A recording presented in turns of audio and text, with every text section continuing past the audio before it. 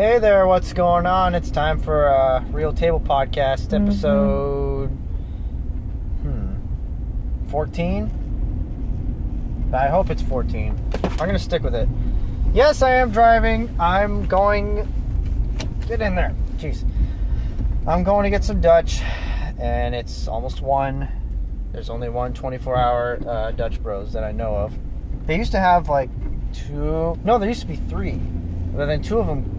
Well, it didn't close, but they stopped doing 24 hours, which is kind of unfortunate because one's in Tempe, one was in like downtown-ish Phoenix, and then the other was in like over by like Cardinal Stadium. So you had like some sort of options. They're far away options, but still, you didn't have to go to the same one every single time. What the? Oh. Stuff rattling around. What the fuck am I supposed to do with this? I guess I'll just keep it there. So anyways, yeah, I know I missed Wednesday. I'm pretty upset with myself. I wanted to keep the streak going, but not this time. Wasn't meant to happen. You know what? It sucks because I was going to, but I forgot. Hold on, I'm this out of the way. I was going to, and then I was going to Wednesday morning, but I got back from doing something. I don't remember what, and I was so tired, and I had work in the morning. I was like, you know what? Or no, I didn't have work. I had work at the stadium. I didn't have to work at the restaurant. So I was like, I'll just record later today. I'm off after, it's a day game. I'll be free after like 3:34. I'll just do it then. So, I went to sleep, I woke up, went to work, and I got back, and I just hung out at the house. I think I even played drums for the first time in a little over a month. And so I forgot what exactly happened, but I was at my house, and it was like 9 o'clock. Well, I went to the batting cages, I remember that. And a friend called me, he's like, hey, you want to hang out? And I'm like, yeah, sure. So I go over to his place, we're hanging out, and another friend comes over. And I look at the clock, and it said 10:55. And then a voice in my head went, you fucking missed it, you dipshit. I didn't say it verbatim like that, but something along the lines of that. So, yeah, I missed it. And, you know, I'm not going to be like, sorry, guys, I got to leave. I got to go record my fucking podcast. I'm not going to do that. But I was pretty upset with myself. So we're starting the streak over. This is 1. I really hope this is episode 14. I'm going to sound like a complete fucking idiot if this is like episode 13 or something. I'm almost positive it's 14. But, I don't know. We'll see. We'll see! Anyway, speaking of Dutch Bros, a little voice crack there. Speaking of Dutch Bro, another voice crack. Thank you! I need to get some water. Hold on, give me a second. God, I hate my fucking voice. You know how people are like, if I could change something about me, I'd change like my looks or whatever. Yeah, I would definitely change my voice. I don't like it. I don't like it. Having a high-pitched voice as a dude, that sucks. You need to use it to your benefit. Now you can be like Seinfeld, Jerry Seinfeld, have a high-pitched voice, and, you know, use it and be like, oh, I want to be a pirate, you know, say something stupid like that in a high-pitched voice, but you're getting paid like $5 million an episode to say it, so, you know, you take that. There are other guys, I guess, like, if you're from Boston, in that area, you have like a higher pitched voice a little bit because of like the accent and everything, but I don't know. I just don't like it. I don't like having a higher pitched voice. I'm not saying it's like super high, but it's not low.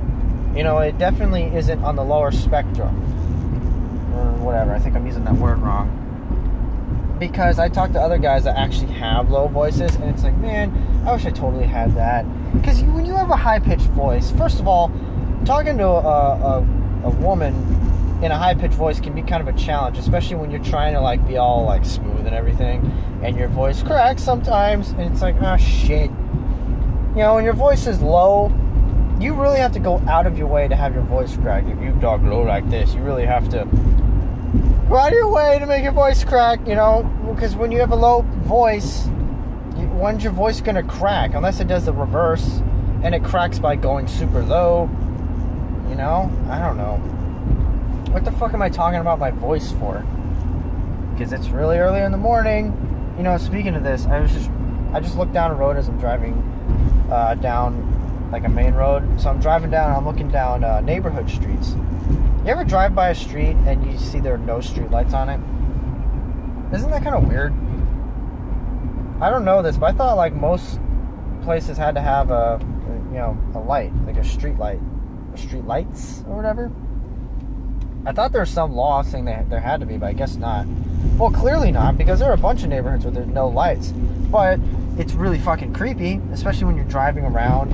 And I've been on this when I'm like on a delivery and I'm driving around trying to find this house or whatever, and there are no street lights on it. It pisses me off. Like, dude, get some damn lights in here. Just because you have lights doesn't mean... When you have street lights in your neighborhood, it's not like you're saying, hey, come and rob my neighborhood. We have no guns over here. We're going to leave our doors unlocked. People don't do that. People just rob wherever they rob. Yeah, they go in like cheaper neighborhoods and rob there. I'll give you that. But still, big fancy houses get robbed, you know. I'm not going to say as many times, but it still happens. Do they get caught? Yeah. Do they get away? Yeah, sometimes. But you never know. You got to take that chance. Which is why I think you should live in a medium neighborhood. Not super poor, not super fancy. Live in a medium neighborhood. One that's respectable, but they're not mansions. It's not like a mile long for each, house and each property. Like, you ever drive by and you ever go to like a rich fancy neighborhood and just drive around and just see all these fancy houses and stuff? And you see some houses, especially like on the mountainside, you don't even see the front door. You just see like this mountain that goes up. You don't even see the house. You just see the driveway that goes up and up and up, and you never see it end. Like, what the fuck? Where does it go? Where's the house at? So yeah, I wouldn't want to. I tell people this. If I had $1 million, if I was a millionaire, if I was a billionaire, I would not want to live in a big house. Because I would get too paranoid. It's a big house, dude. You ever see those movies where people break into like big houses? The big houses suck because they're so damn big. If you live like in a small house or medium house, hey, if you're in one room, that already knocks off one, and there's only like 3 other options if you include the bathrooms, I guess. But you're in a big fucking house, you're screwed. You got like 20 rooms to check. Then you got like the basement. Then you got the basement below the basement. I wouldn't want to do it. I couldn't do it. Sometimes walking around in my own house freaks me out. Especially if if I just got done watching another Jordan Peele movie like Us. Let me tell you, I have not pulled up to my house, shut off the car, and went inside my house quicker than the night I saw Us, and then turned the car off and then just ran inside the house practically. I didn't run, but I was definitely moving, alright? Which, if you haven't seen that movie Us, you need to watch it. It's a very good movie. It's scary, but it's very good. Definitely some scary visuals. That's pretty basic, if you ask me. They didn't really, how do I word this? I don't want to say they didn't put too much thought into it, but you see it and you're like, oh, why couldn't I think of that? That's like so easy, so simple. But, that's why he's good. And I know I've said this before on here, but how many other great directors do we have just, not making movies in Hollywood? Why directors like Michael Bay and, all these other guys dominate Hollywood? That's why movies suck. We need to get Jordan Peele, or people like Jordan Peele, to come out and start making movies. Please, bless us with a damn good movie. Because the movies that are playing now just suck. They absolutely they're not good. They're terrible. I mean, why are movies like Fast and Furious, why do people watch those movies so much?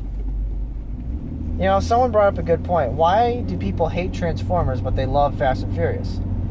How the hell are they different? Yeah, one's cars and one's robots, but have you watched the Fast and Furious movies? Have you actually sat and watched it?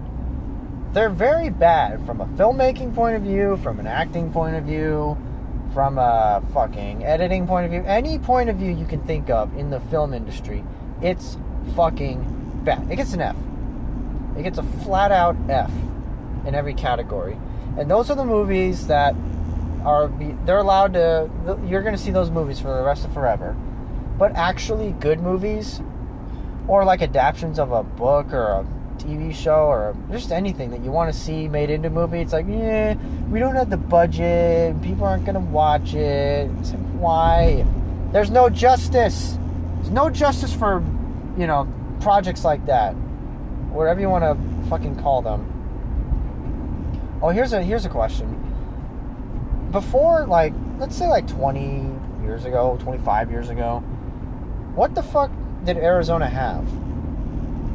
We had we had the Suns, and then I don't know when the Cardinals moved here.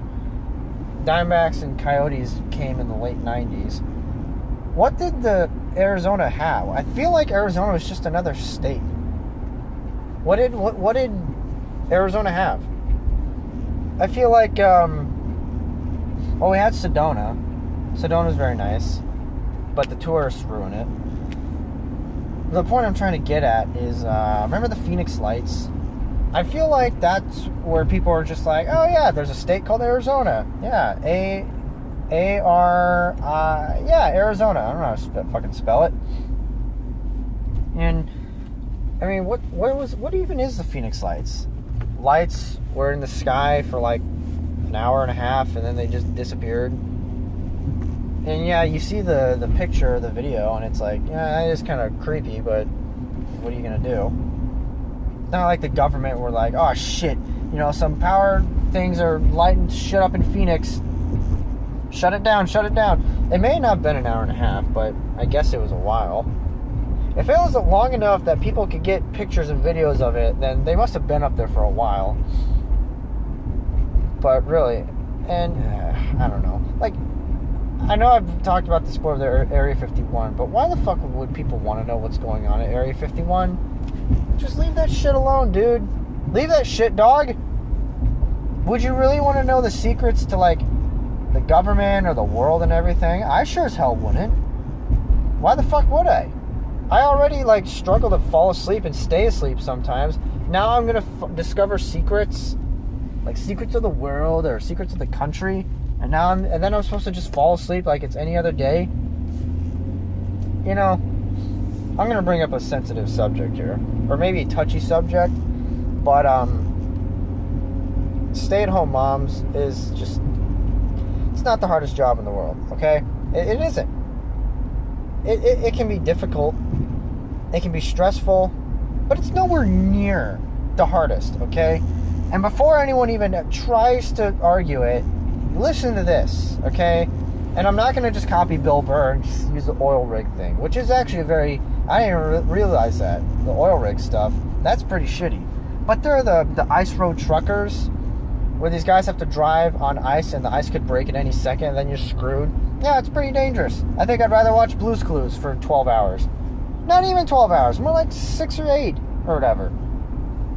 And then, what is it? Oh, Deadliest Catch. These people in, Alaska or somewhere, they have to go out and catch fish in the fucking freezing cold. Basically, you fall in the water, you have 30 seconds before you're dead. And not just that, there's a huge fucking storm going on, and you have to catch fish so weak people like us can eat it. Yeah, that's pretty fucking dangerous and stressful. Stay-at-home mom, way worse. But no, not even all that. But being the president of the United States is definitely the hardest, most stressful job out there. And if you're really going to sit there and say, no, stay-at-home mom is way harder, then you got to be kidding me. Because also, what about stay-at-home dad? No, only stay-at-home moms. Well, why not? There are a bunch of stay-at-home dads. But just because they're a male just takes away the fact that, it's not hard just because they're a dude. They're a mom? Oh, yeah, it's hard now. Come on. Get out of here. If people were to actually say that, if people were to say stay-at-home mom and dad were hard, then it's like, all right, now you're getting somewhere. Because now you're not just saying it because it's just stay-at-home mom. They're stay-at-home dads too. All right, and if you're going to say that they don't struggle just because of whatever reason, thing. I already pissed off the coyote. No, but being the president, dude, just imagine. This blows me away that people even want to be the president. I don't. I got a buddy of mine who wants to be president of the United States, and it's like, all right, dude, you have your dreams, go for it. I'm not going to say don't do it. I'm not going to criticize you at all. You want to do something with this life and actually change the world and the country. Cool. I'm a lazy piece of shit, so, maybe I'll, vote for you. I'll have to see where you stand and everything. I don't know. But anyways, being the president, you have to, first of all, you get sworn into office. It's like, oh, cool, we won. That was a stressful 8-10 months or whatever. But here we go. Now you come in, and I think I said this before with the Area 51 thing, but you become president, you know all the secrets of the country. Or at least most of them. You find out what happens to Area 51, how close we're going to war with a bunch of countries. Every day different countries are threatening to blow us up, and you have to, at first you're like, oh shit, we gotta take this serious, and then you're just like, that's just what they do, just blow it off. You have to get used to that. Look at the pictures of presidents at the beginning of their term and then at the end of their term. Look how much gray hair they have. There's a reason for that, because they are so stressed, and they can't find something out and then text their buddy at 11:30 at night and be like, dude, I gotta tell you something, we may be going to war tomorrow morning, just FYI. So if you want to get your your socks off or whatever, I fucked that term up.